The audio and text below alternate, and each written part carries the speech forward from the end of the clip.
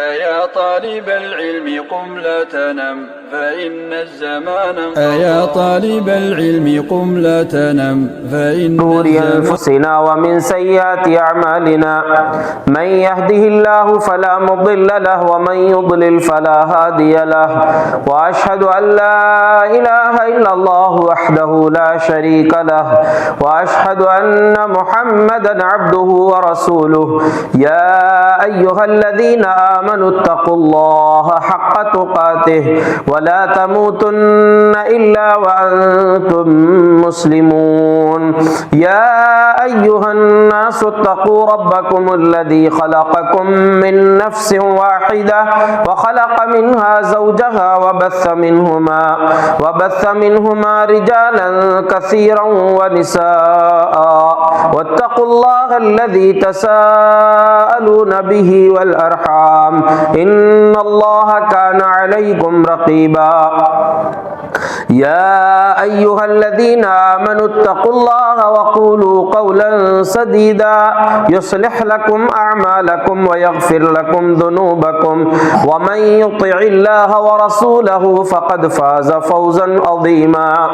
أما بعد فإن خير الحديث كتاب الله وخير الهدي هدي محمد صلى الله عليه وسلم وشر الأمور محدثاتها وكل محدثة بدعة وكل بدعة ضلالة وكل ضلالة في النار أعوذ بالله من الشيطان الرجيم بسم الله الرحمن الرحيم إن المتقين في جنات ونعيم فاكهين بما آتاهم ربهم ووقاهم ربهم عذاب الجحيم اللهم صل على محمد وعلى آل محمد كما صليت على إبراهيم وعلى آل إبراهيم إنك حميد مجيد اللهم بارك على محمد وعلى آل محمد كما باركت على إبراهيم وعلى آل إبراهيم إنك حميد مجيد رب اشرح لي صدري ويسر لي أمري واحلل عقدة من لساني يفقهوا قولي اللهم انفعنا بما علمتنا وعلمنا ما ينفعنا وزدنا علما سبحانك لا علم لنا إلا ما علمتنا إنك أنت العليم الحكيم اللہ رب العالمین نے دنیا دار العمل ہمارے لیے بنایا ہے۔ اس دنیا کے خاتمے کے بعد دو ٹھکانے ہی اللہ تبارک و تعالی نے انسانوں اور جنوں کے لیے بنائے ہیں، جن کے تعلق سے اللہ رب العزت نے قرآن میں فرمایا فریق فی الجنت و فریق فی السعیر،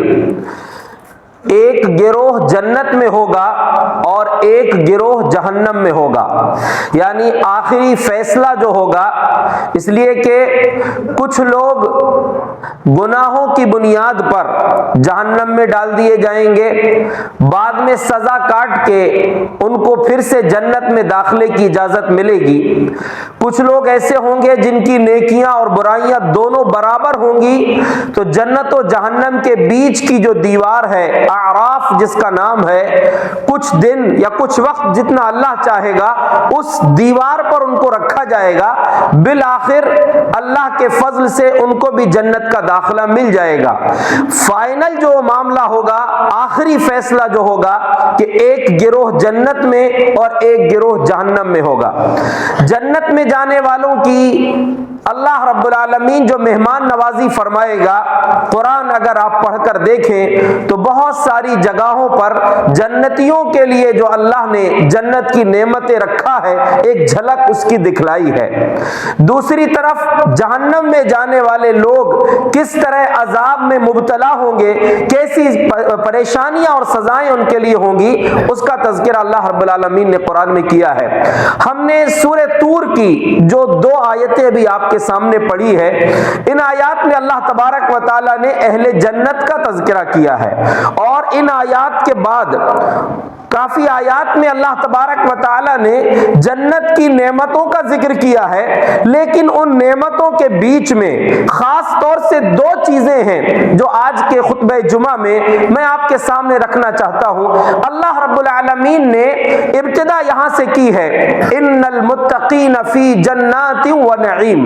یقیناً متقی لوگ، پرہیزگار لوگ اللہ کی جنتوں میں اور نعمتوں میں ہوں گے۔ ان نعمتوں کا آپ اندازہ بھی نہیں لگا سکتے۔ جنت خود وہ جگہ ہے جو نعمتوں سے بھری ہوئی ہے، لیکن جنت کے بعد خاص طور سے نعمتوں کا اللہ نے ذکر کیا۔ اسی لیے آگے فرمایا فاکہین بما آتاہم ربہم، ان کا رب جو ان کو نعمتوں سے نوازے گا وہ خوشی خوشی ان نعمتوں کو حاصل کریں گے، ان نعمتوں سے مزہ کریں گے، ان نعمتوں سے لطف اندوز ہوں گے۔ وَوَقَاهُمْ رَبُّهُمْ عَذَابَ الْجَحِيمِ، ان کے رب نے ان کو جہنم کے عذاب سے بچا لیا ہوگا۔ یہاں رک کر پچھلی سورت پر اگر غور کریں، یہ سورہ طور کی آیتیں ہیں، سورہ طور سے پہلے سورہ ذاریات ہے۔ اللہ تبارک و تعالی نے وہاں پر بھی جنتیوں کا ذکر کرنے کے بعد فرمایا اِنَّهُمْ كَانُوا قَبْلَ ذَلِكَ مُحْسِنِينَ، جنت اس لیے مل رہی ہے کہ یقیناً وہ لوگ اس سے پہلے یعنی دنیا کی زندگی میں محسن تھے۔ محسن کا مطلب ہوتا ہے نیکیاں کرنے والے تھے۔ کون سی نیکیاں؟ نیکیاں تو بہت ساری ہیں، یہاں پر اللہ نے کچھ نیکیوں کا ذکر کیا۔ کانوا قلیلا من اللیل ما یہجعون، وہ لوگ راتوں میں بہت کم سوتے تھے، رات کا بہت سا حصہ وہ اللہ کی عبادت میں گزارتے تھے، اور خاص طور سے وبالاسحار هم یستغفرون، سحر کے وقت، فجر سے پہلے کا جو وقت ہے اس وقت اللہ رب العالمین سے اپنے گناہوں کی بخشش طلب کرتے تھے۔ وفی اموالہم حق للسائل والمحروم، تیسری خوبی ان کی یہ تھی کہ وہ جو دنیا میں مال کماتے تھے ان کے مال میں ان کا اپنا اور صرف ان کی فیملی کا حق نہیں تھا، بلکہ ان کے مال کے اندر مانگنے والوں کا بھی، اور جو لوگ ضرورت کے باوجود بھی نہیں مانگتے، اپنی زبان کو، اپنی ضرورت کو زبان کے ذریعے سے لوگوں کے سامنے پیش نہیں کرتے، جو اپنی آپ کو بچا کر رکھتے ہیں سوال سے،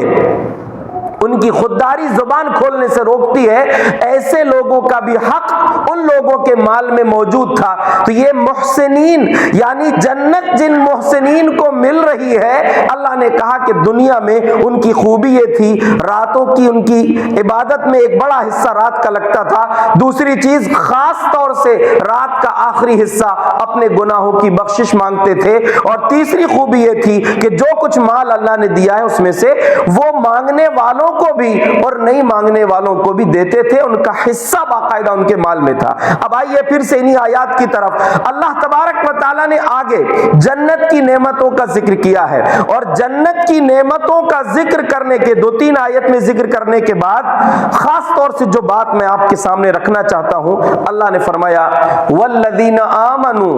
واتبعتهم ذریتهم بإیمان الحقنا بهم ذریتهم وما علتناهم من عملهم من شیء، جن لوگوں نے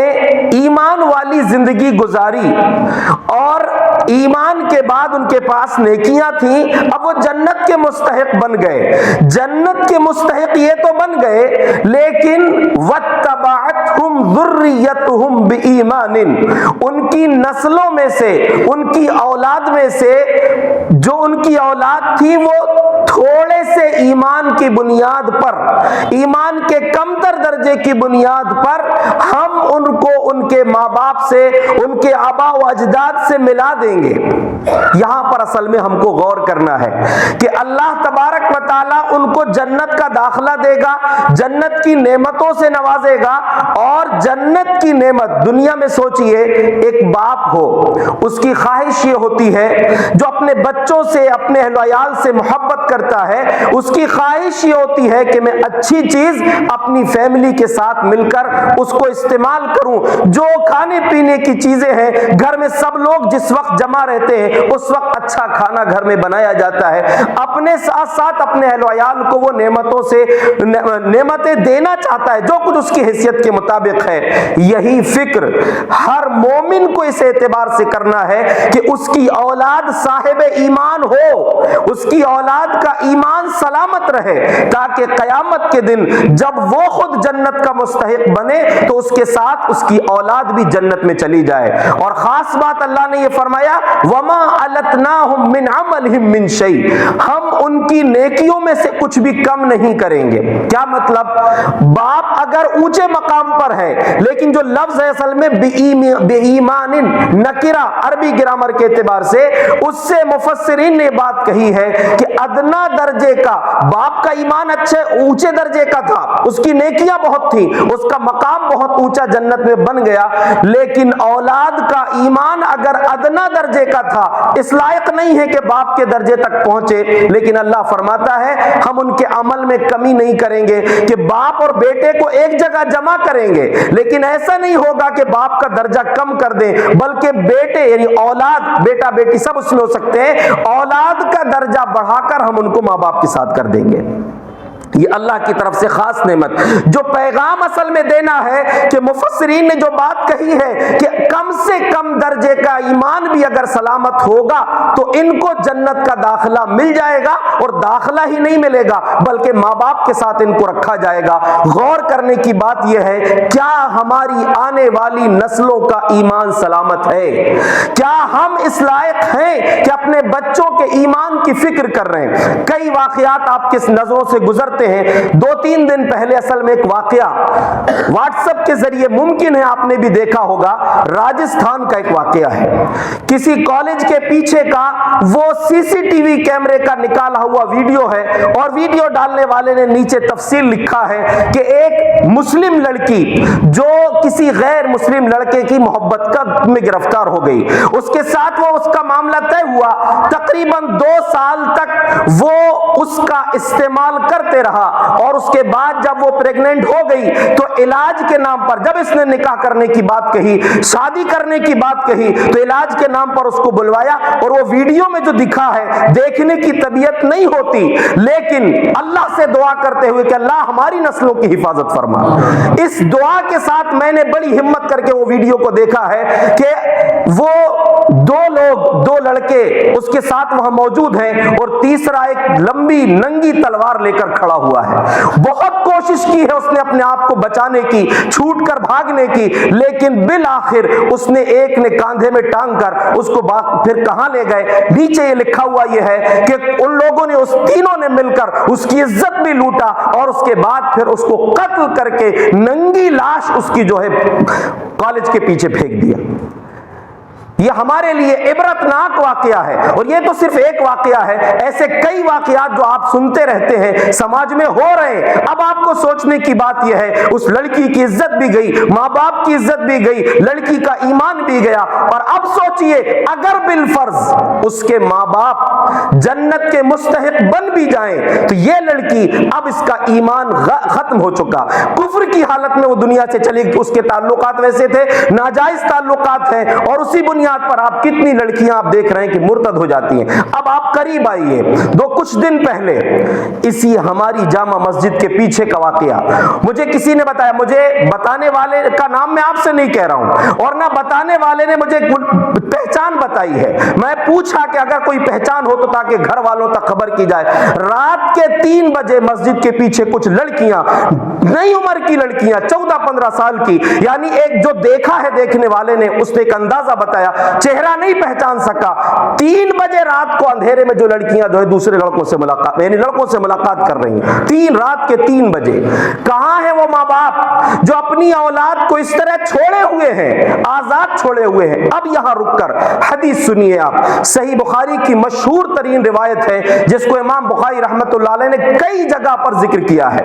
عبداللہ ابن عمر رضی اللہ عنہ اس کے راوی ہیں, فرماتے ہیں کلکم راع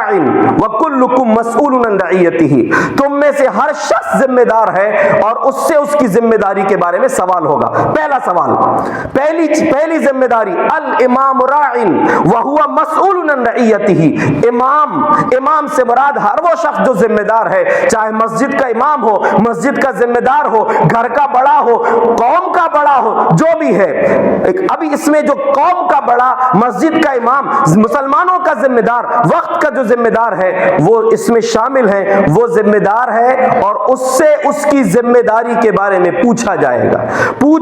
گا کہ ہم نے تم کو یہ عہدہ دیے تھے، یہ ذمہ داری تم کو ملی تھی، تم نے کیا کیا تھا. یہاں پر رک کر پھر سوچئے، میں بار بار یہ ذکر آپ کے سامنے کیا ہوں، آج پھر کرتا ہوں کہ آج ہمارے سیونی ضلع کے لیے ایک ہاسٹل، جو کتنی لڑکیاں ہمارے شہر سے باہر مدرسے کی دینی تعلیم حاصل کرنے کے لیے جانا چاہتی ہیں، کن پریشانیوں سے، کن مصیبتوں سے ان کے والدین، ان کے ذمہ دار لے کر جاتے ہیں اور آتے ہیں. ہمارا اتنا بڑا ضلع یا مسلمان آبادی،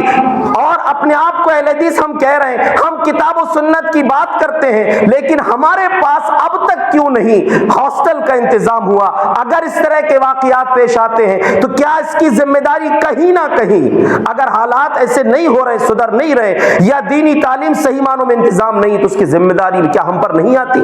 ہم سے یہ سوال نہیں ہوگا. اسی لیے یاد رکھیں کہ جس کو جو مقام اللہ نے دیا ہے، اس کی مقام کے اعتبار سے اس سے سوال ہونے والا ہے. آگے چلیے، والرجل راعن وهو مسئول عن رعیتہ. ایک مرد اپنے گھر کا ذمہ دار ہے، اس سے اس کے گھر کی ذمہ داری کے بارے میں پوچھا جائے گا. والمرأة راعیۃ فی بیت زوجہا وہی مسئولۃ عن رعیتہا. عورت اپنے گھر کی ذمہ دار ہے اور اس سے اس کے گھر کے اندر کے معاملات کو پوچھا جائے گا. کہاں ہیں وہ مائیں اور کہاں ہیں وہ باپ جو سوچیں کہ جن کی بیٹیاں راتوں میں گھر سے غائب ہیں، چھوٹی چھوٹی بیٹیاں، اور ان کو پتہ نہیں ہے. اور یہ یاد رکھیں، کئی مرتبہ جو ایسے واقعات پیش آتے ہیں کہ لڑکی بھاگ گئی، بہت بور آتے ہیں لوگ، غصے میں آتے ہیں، مل گئے تو ایسا کریں گے، ختم کر دیں گے، فلاں کر دیں گے. میں دعوے کے ساتھ یہ بات کہہ سکتا ہوں کہ کوئی لڑکی گھر سے بھاگ جائے اور اس کی ماں کو پتہ نہ چلے، بالکل ناممکن بات ہے. کیونکہ جس طرح اس کے حالات ہوتے ہیں، ایسا تو نہیں ہوتا کہ اچانک ہی حادثہ ہو جائے، بلکہ اس سے کئی دنوں تک معاملات جو ناجائز تعلقات کے ہوتے ہیں، اس کا کچھ نہ کچھ اثر اس کے چہرے پر، اس کی بول چال پر، اس کے انداز پر ضرور پڑتا ہے. اور وہ ماں ایسی ماں ہے جس کو پتہ نہ چلے. اسی لیے اکثر واقعات جو ہوتے ہیں بعد میں راز کھلتا ہے کہ ماں کو معلوم تھا، گھر کے فلاں کو معلوم تھا، اور اس کے بعد یہ حادثہ ہوا ہے. تو یاد رکھیں، ماں باپ دونوں ذمہ دار ہیں، دونوں سے ان کی گھر کی بارے میں پوچھا جائے گا. اللہ رب العالمین سوال کرے گا. میں آپ کو یہ پیغام دینا چاہتا ہوں کہ اگر ہمارے بچوں کا ایمان سلامت نہیں رہا، یہاں تو ہم سونے کے نوالے کھلانے کی کوشش کرتے ہیں، جس قدر ہو سکے اپنے بچوں کو بہتر سے بہتر چیز، ان کی خواہشات پوری کرتے ہیں. باپ کوشش کرتا ہے کہ جس قدر ہو سکے میں اپنے آپ کو بھلے ہی پریشان کر لوں، لیکن اپنے بچوں کی خواہشات کو پورا کر دوں. یاد رکھیے، جب قیامت کا دن ہوگا، اللہ رب العالمین پوچھے گا. ممکن ہے کہ ان کی کوتاہی کی وجہ سے ماں باپ بھی پھنس جائیں، اور اگر چلے گئے تو کیا تکلیف ہوگی کہ آپ کے بچوں کو جہنم میں ڈال دیا جائے گا، کیونکہ ان کا ایمان چلا گیا تھا، اور بے ایمان ہو کر، بغیر ایمان والے ہو کر وہ دنیا سے رخصت ہوئے تھے، مرتد ہو کر دنیا سے ان کا خاتمہ ہوا تھا. اسی لیے آپ کو یہاں پر غور کرنا ہے کہ جنتیوں کے بارے میں جو اللہ نے یہ بات کہا ہے کہ ہم جنت میں ان ماں باپ کو ڈالیں گے، لیکن ان کے ساتھ ان کی اولاد اتنے عمل کے ساتھ نہیں بھی گئی تو کم از کم ایمان کا ادنا درجہ بھی ان کے پاس ہوگا، تو اس بنیاد پر ہم ان کو ماں باپ کے مقام تک پہنچا دیں گے. سوچنے کی بات ہے، ہماری ذمہ داری ہم کیا کر رہے ہیں. دوسری بات، لڑکوں کو فل آزادی ہے. وہ ماں باپ غور کریں. رات کے ایک دن ہاسپٹل سے میں رات میں 9 بجے جب یہاں پہنچا تو پورے شباب کے ساتھ کرکٹ چل رہا ہے چوک میں. ایک دن 11:15 بجے میں نے دیکھا تو اس وقت کرکٹ شروع ہو رہا تھا. ہمارے محلے کے جوان، اور اگر مسجد کی صفوں کو گنا جائے کتنی بار 2-3 دن ہو گئے، میں صف کی گنتی کر رہا ہوں، پہلی صف میں، ایک صف میں 20 سے 22 لوگ آتے ہیں. فجر کی نماز میں اکثر جو ہے وہ صرف 2 ہی صف ہوتی ہیں، اگر 22 بھی مان لیں تو 22 دونی 44 لوگ فجر کی نماز میں آ رہے ہیں. تیسری صف کبھی کبھی ہوتی ہے، یہ ایک مسجد کا. اب سوچیے ابھی مسجد میں کتنے لوگ ہیں، چلیے کچھ لوگ باہر دوسرے محلے کے ہیں، لیکن اکثریت جو ہے وہ اسی محلے کے رہنے والے، یا پھر ابھی کچھ لوگ ایسے بھی ہوں گے جو محلے میں رہتے ہیں ابھی نہیں ہیں. اگر تلاش کیا جائے گا تو میں سمجھتا ہوں کہ صرف لڑکے، نوجوان لڑکے ہی اندر کا حال دنیا سے بھر جائے گا اور باہر بھی صف بن جائیں گی۔ رمضان میں مسجدیں فل ہوتی، کہاں سے آتے کہ آسمان سے ٹپکتے ہیں یہ لوگ، سب یہی کے ہیں، لیکن کیوں احساس نہیں ہے؟ اب راتوں میں جب جاگیں گے، جب رات کے، اب میں تو پون بجے رات میں دیکھا ہوں، اس کے بعد اب کب تک کرکٹ چلتا ہے، کس وقت تک کھیلتے ہیں، تو آپ خود سوچئے کہ جن کی رات جو ہے کھیلنے کودنے میں جائے گی تو فجر کہاں سے ان کی ہو جائے گی؟ اللہ کے بندو، یہ ذمہ داری ماں باپ کی کیوں اتنی آزادی ہے؟ کیوں اتنی آزادی ہے؟ ہم کو سوچنا ہے، اور پھر اسی آزادی کا نتیجہ آگے پھر آپ چلیے جنت میں اللہ تبارک و تعالیٰ نے پھر آگے جنتیوں کا ذکر کیا ہے، اور جنت میں اللہ تبارک و تعالیٰ نے ایک بات کہی ہے جنت کے حوالے سے، یتنازعون فیہا لغوا یتنازعون فیہا کأسا لا لغو فیہا ولا تأثیم۔ جنت میں جو نعمتیں ملیں گی کھانے پینے کی چیزیں، ان میں ایک چیز ہوگی شراب، جنتی شراب، دنیا کی شراب کی طرح نہیں ہوگی، لا لغو فیہا ولا تأثیم، نہ تو وہ شراب کو پینے کے بعد انسان کوئی زبان سے غلط کلمات نکالے گا، کسی کو گالیاں دے گا، اور نہ کوئی گناہ کا کام کرے گا۔ میں اس آیت کے حوالے سے جو پیغام آپ کو دینا چاہتا ہوں کہ دنیا کی نعمتیں اللہ تبارک و تعالیٰ نے یہاں جو ایک لفظ استعمال کیا یتنازعون فیہا، اس کا ترجمہ کرنے والوں نے بڑا خوبصورت ترجمہ کیا ہے کہ جنت کی شراب کے پیالے لینے میں چھینا جھپٹی کرتے ہوئے مزے لیں گے۔ کیا مطلب؟ جنت کی شراب تو بے حساب ہے، انہار من خمر لذت للشاربین، وہاں ایک دو پیالے شراب کے نہیں ہوں گے، بلکہ جنت میں شراب کی نہریں ہوں گی۔ جب شراب کی نہریں ہوں گی تو پھر ایک دوسرے سے چھیننے کا کیا مطلب؟ کیوں ایک دوسرے سے چھین کر پیئیں گے؟ آپ جانتے ہیں کہ یہ کام فیملی سے زیادہ دوستوں کی محفل میں ہوتا ہے۔ چھینا جھپٹی کا کام یعنی ایک دوسرے سے چھین کر پی لینا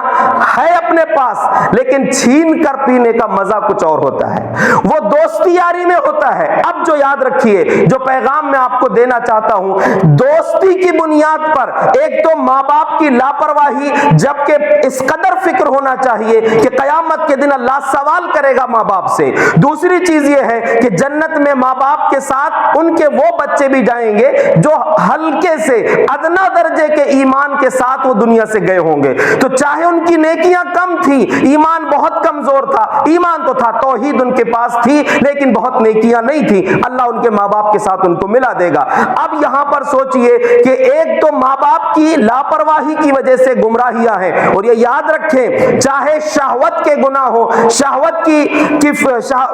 والے فتنے ہوں، یا پھر خواہشات والے فتنے انسان کے اندر ہوں، یا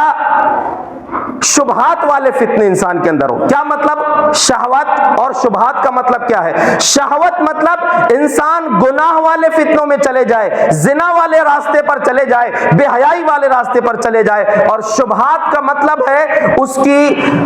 زندگی میں جو صحیح منہج ہونا چاہیے، جو اللہ کے رسول صلی اللہ علیہ وسلم کے ذریعے اللہ نے دیا ہم کو، اور نبی صلی اللہ علیہ وسلم نے اپنے صحابہ کو منہج سکھایا، جو کامیابی والا منہج ہے، جو راستے کے بارے میں پیارے نبی صلی اللہ علیہ وسلم نے فرمایا کہ میری امت میں جو 73 فرقے ہوں گے، سب کے سب جہنم میں، گمراہی والے جو کفریہ اور جو اس انداز تک چلے گئے کہ اسلام سے باہر چلے گئے، وہ لوگ جو اس 73 فرقوں میں سے 72 جہنم میں جائیں گے، صرف ایک جماعت، ایک حصہ ایسا ہوگا جو جنت کا مستحق ہوگا۔ صحابہ کرام نے پوچھا اللہ کے رسول وہ کون سی جماعت ہے؟ آپ نے فرمایا ما انا علیہ و اصحابی، جس پر میں اور میرے صحابہ ہیں۔ تو صحابہ کرام کا جو منہج ہے، اس منہج سے، اس طریقے سے ہٹنے کا معاملہ جو ہے وہ شبہات کا فتنہ ہے، یعنی قرآن و حدیث کو اپنے انداز میں سمجھ لینا، کسی شبہ کا، کسی شک کا شکار ہو جانا، فلاں نے یہ سمجھا دیا، فلاں نے یہ بتا دیا، اسی کو لے کر نکل پڑے۔ تو چاہے شہوات کا فتنہ ہو یا شبہات کا فتنہ ہو، اکثر یہ دوستی کی بنیاد پر ہوتا ہے۔ دوستی کی بنیاد پر لوگ ادھر ادھر چلے جاتے ہیں۔ اس کی دلیل کیا ہے؟ سنن ابو داؤد کی روایت ہے، نبی اکرم صلی اللہ علیہ وسلم نے فرمایا الرجل علی دین خلیلہ فلینظر احدکم من یخالل، انسان اپنے دوست کے دین پر ہوتا ہے، اس لیے اچھے سے دیکھ لو کہ دوستی کس سے کر رہے ہو، کس کو اپنا دوست بنا رہے ہو, آپ اگر معائنہ کریں گے تو کتنے لوگ ایسے, کتنے نوجوان ایسے جو دوستی کی بنیاد پر غلط راہ پر گناہ کے, شہوات کے فتنے کا بھی شکار ہوتے ہیں, اور دوستی کی بنیاد پر ہی شبہات کے فتنوں کا شکار ہو جاتے ہیں. ان کو علماء سے نفرت ہو جاتی ہے, صحیح منہج سے نفرت ہو جاتی ہے, صحیح طریقے سے نفرت ہو جاتی ہے. کیوں؟ دوستوں کے ساتھ بیٹھ بیٹھ کر انہی کے حوالے اپنے آپ کو کر دیتے. اس لیے اس حدیث کو یاد رکھو کہ دوست کے دین پر ہوتا ہے, انسان اپنے دوست کے دین پر ہوتا ہے, اس کا اپنا نہیں معاملہ ہوتا. یعنی جس قدر اس کی دوستی خراب ہوگی, اسی لیے صحیح بخاری کی ایک روایت ہے, پیارے نبی صلی اللہ علیہ وسلم کا فرمان ہے, مثل الجلیس الصالح والسوء کحامل المسک ونافخ الکیر, کہ ایک اچھے اور برے دوست کی مثال عطر بیچنے والے اور بھٹی دھوکنے والے کی طرح ہے. یعنی اچھا دوست ہے تو اس کی مثال عطر بیچنے والے کی طرح ہے. تین طریقے سے فائدے ہوں گے, اما ان تبتاع منہ, یا تو تم اس سے عطر خریدو گے, یا پھر آپ کو وہ تحفے میں دے دے گا, یا تیسرا آپشن یہ ہے کہ کم از کم جا کر بیٹھو گے تو خوشبو تو آئے گی اس کے پاس سے, یا کچھ لگا دے گا آپ کو خوشبو آپ کے کپڑوں میں. لیکن دوسری طرف لوہار کے پاس جاؤ گے تو یا تو اس کا دھواں تم کو لگے گا, یا کم از کم اتنا ضرور ہوگا, یا تو اس کی چنگاریاں تمہارے کپڑوں کو جلا دیں گی, یا کم از کم اس کے دھوئیں سے تم کو نقصان پہنچے گا. تو یہ اچھے اور برے دوست کی مثال ہے. دوستی اگر اچھی ہوگی تو اس کا نتیجہ اچھا ہوگا. میں جو پیغام آپ کو دینا چاہتا ہوں کہ جنت کی نعمتوں میں جو اللہ نے یہ لفظ کہا ہے یتنازعون فیہا, اگر ہم اس کو دیکھیں, بھئی رشتہ داریوں میں بھی یہ چیز ہو سکتی ہے, لیکن زیادہ تر یہ معاملہ جو ہے وہ دوستوں کی محفل میں ہوتا ہے. اب سوچئے کہ اگر دوستی ایسی ہے کہ دوستی آپ کو اس مقام تک پہنچنے سے روک دے, جنت کی نعمتیں حاصل کرنے سے روک دے, وہاں کی جو ہے خوشیاں منانے سے روک دے, وہاں کی چھینا جھپٹی کرنے سے آپ کو روک دے, کیونکہ اگر فتنوں کا شکار ہو گئے, گمراہی کے راستے پر نکل گئے تو انجام برا ہو جائے گا. یہاں پر آپ کو میں ایک واقعہ آپ کے واقعے کے ذریعے ایک پیغام دینا چاہتا ہوں. دوستوں کی محفل ہوتی ہے, دوست جاتے ہیں جب کسی پکنک میں, آج کی پکنک کو اگر آپ دیکھیں تو وہاں پر ساری مستیاں ہوتی ہیں, یا پھر ہنسی مذاق اکثر ہوتا ہے, وہاں پر نمازوں سے لینا دینا نہیں ہوتا, ویڈیو اور فوٹو اور یہ وہ سب چیزیں ہوتی ہیں. ایک پکنک کا ایک واقعہ ہمارے لیے بڑا سبق آموز ہے. عبداللہ ابن عمر رضی اللہ عنہما ایک مرتبہ اپنے دوستوں کے ساتھ وہ پکنک میں نکلے, پکنک کے لیے گئے, شہر سے باہر کا جو علاقہ تھا وہاں گئے, دوستوں کے ساتھ دسترخوان بچھایا. دسترخوان ابھی بچھا تھا, ایک چرواہے کو انہوں نے دیکھا جو بکریاں چراتے ہوئے انہی کے پاس پہنچا, تو کہا کہ ہلما ایھا الراعی فاصب من هذه السفرہ, کہا کہ ادھر آئیے, ہمارے اس دسترخوان میں آپ بھی شریک ہو جائیے. کس سے کہہ رہے ہیں؟ ایک چرواہے سے. تو عبداللہ بن عمر رضی اللہ عنہما نے جب اس سے یہ کہا تو اس نے فوراً کہا انی صائم, میں روزے سے ہوں, روزے کی حالت میں ہوں, میں آپ کے دسترخوان میں شریک نہیں ہو سکتا. تو عبداللہ بن عمر رضی اللہ عنہ نے بڑے تعجب سے پوچھا, فی ھذا اليوم الشدید, فی ھذا اليوم, اتنا سخت گرمی کا دن ہے, اتنی تیز گرمی ہے, وانت ترعى الغنم فی هذه الجبال, ان پہاڑوں کے بیچ میں تم بکریاں چرا رہے ہو, وانت صائم, اس کے بعد بھی روزہ رکھے ہوئے ہو. یہ ہر نوجوان کے لیے سبق ہے, آگے رمضان آنے والا ہے. کتنے لوگ ایسے ہیں جوانی کے باوجود تھوڑے تھوڑے بہانے بنا کر روزے نہیں رکھتے. ایسے لوگوں کو عبرت حاصل کرنا چاہیے جو رمضان میں روزہ نہیں رکھتے, کوئی عذر نہیں ہے, بس نہیں رکھنا ہے, چھوٹا سا کچھ بھی بہانا ہے, روزہ چھوڑ دیے. روزے کا اندازہ آپ لگاؤ, اللہ رب العالمین نے جہنم کے 7 دروازے رکھے ہیں, لیکن جنت کے دروازے اللہ نے 8 رکھا ہے, اور 8واں دروازہ اسپیشل ریان نامی دروازہ جو ہے وہ صرف روزے داروں کے لیے. فَإِذَا دَخَلَهُ الصَّائِمُونَ اُغْلِقَ, جب روزے دار وہاں سے داخل ہو جائیں گے تو وہ دروازہ ہی بند کر دیا جائے گا کہ اب کوئی دوسرا اس دروازے سے داخل نہیں ہو سکتا. اور غور کریں اس دروازے کا نام بھی اللہ نے اسپیشل اس دروازے کا نام رکھا ریان. یسمى الریان, حدیث کے الفاظ, ریان کیوں نام رکھا گیا اس کا؟ ریان یہ رئی سے مبالغے کا صیغہ ہے. رئی بولتے ہیں انسان دن بھر جو روزہ رکھتا ہے اور روزہ رکھنے کے بعد شام کو جو افطار کرتا ہے, لمبی پیاس والا وقت گزارنے کے بعد شام کو جب وہ پانی پیتا ہے اور اس کو جو سکون ملتا ہے, وہ آخری درجے کا جو سکون ہو سکتا ہے, اس کو ریان کہتے ہیں.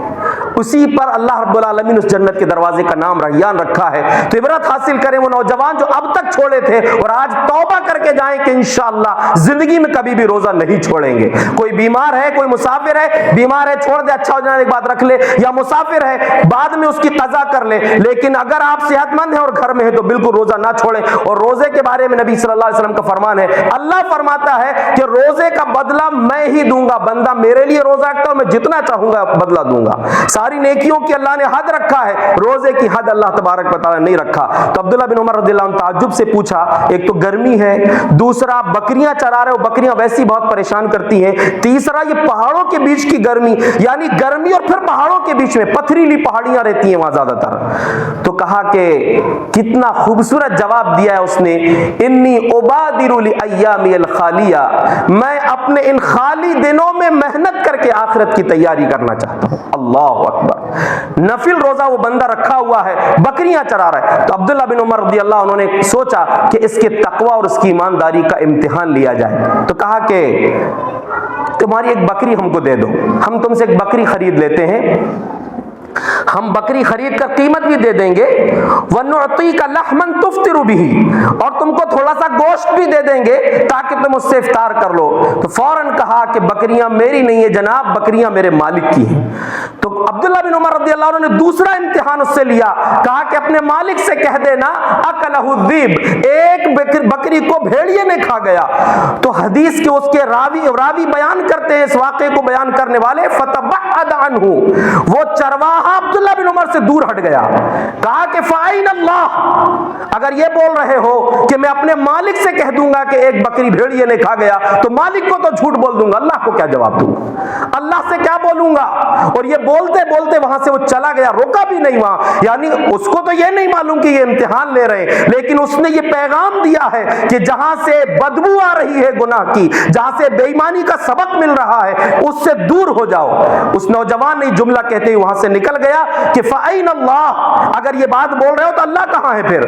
راوی کہتے ہیں کہ عبداللہ بن عمر بار بار اس جملے کو دہرا رہے تھے اور رو رہے تھے. قال الراعی فَأَيْنَ اللَّهُ, چرواہا یہ پیغام دے کر گیا ہے کہ اللہ کہاں ہے. واپس جب مدینہ پلٹے تو مدینہ آنے کے بعد پتہ کیا کہ وہ کس کا غلام ہے اور بکریاں کس کی ہیں. اس مالک کے پاس خبر بھیجا, پورا کا پورا بکری کا ریوڑ بھی خرید لیا اور وہ غلام کو بھی خرید لیا, اور اس غلام کو آزاد کر کے کہا کہ یہ پوری کی پوری بکریوں کا ریوڑ تیرا ہے.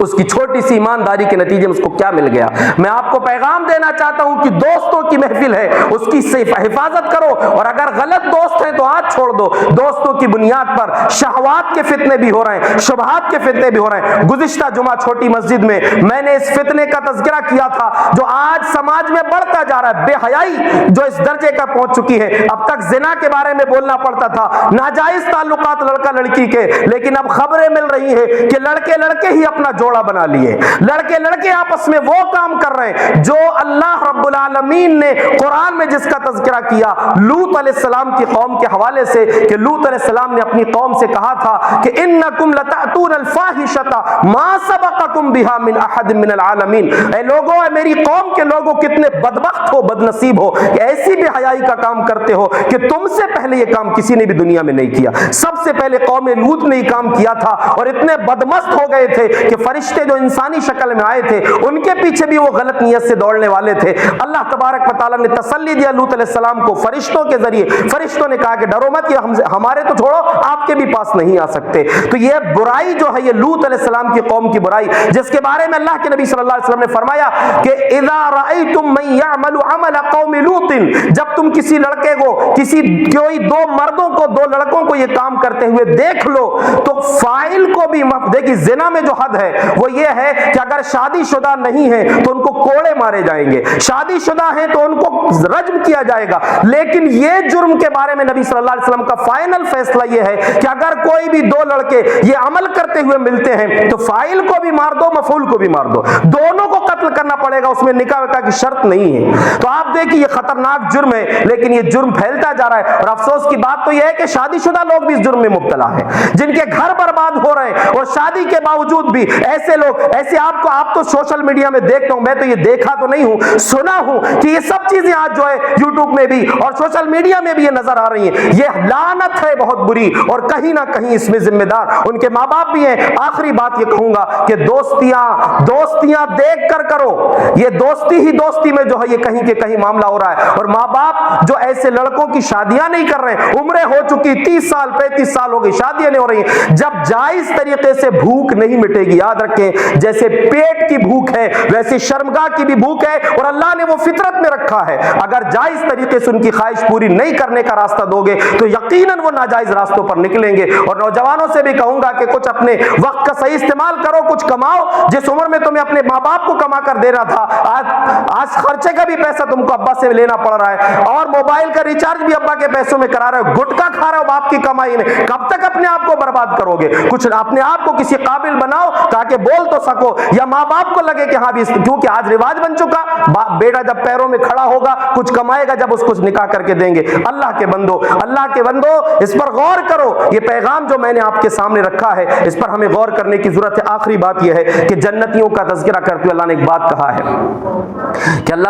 ان کے بارے میں ذکر کیا کہ جنت میں آمنے سامنے بیٹھ کر یتساءلون، پوچھیں گے کہ دنیا کیسے گزری تھی، دنیا سب یاد رہے گی ان کو، جنتیوں کو، مفسرین نے کہا یہ بات سب یاد رہے گی، کیا کیا ہوا تھا، وہ کہیں گے انا کننا قبل فی اہلنا مشفقین، اصل مسئلہ یہ تھا کہ ہم دنیا میں اپنے گھر میں رہتے ہوئے اپنے گھر والوں کے بارے میں ڈرتے تھے۔ جنت میں جانے کے لیے بہت ضروری ہے کہ ہم اپنے اہل و عیال کی فکر کریں، یہاں ڈریں کہ اللہ کے عذاب میں کہیں ہم اور ہماری اولاد، ہماری نسلیں کہیں عذاب میں مبتلا نہ ہو جائیں۔ اس لیے اللہ کے بندو بہت ضروری ہے کہ ہم جس طرح دنیا میں اپنی فیملی کو خوش دیکھنا چاہتے ہیں، آخرت میں بھی خوش دیکھنا چاہیں، اور اس کے لیے ضروری ہے کہ ہم اللہ اور اس کے رسول کے بتائے ہوئے طریقے پر زندگی گزاریں۔ اللہ رب العالمین ہمیں صحیح سمجھ عطا فرمائے، اللہ ہر قسم کے فتنوں سے ہماری حفاظت فرمائے، اللہ ہمارے آنے والی نسلوں کی ایمان اور ان کی عزت و آبرو کی حفاظت فرمائے، اللہ ہمیں ایمان اور اسلام پر زندہ رکھے، ایمان پر ہی ہم کو بھی ہماری نسلوں کو بھی اللہ خاتمہ نصیب فرمائے، آمین۔ وآخر دعوانا الحمدللہ رب العالمین۔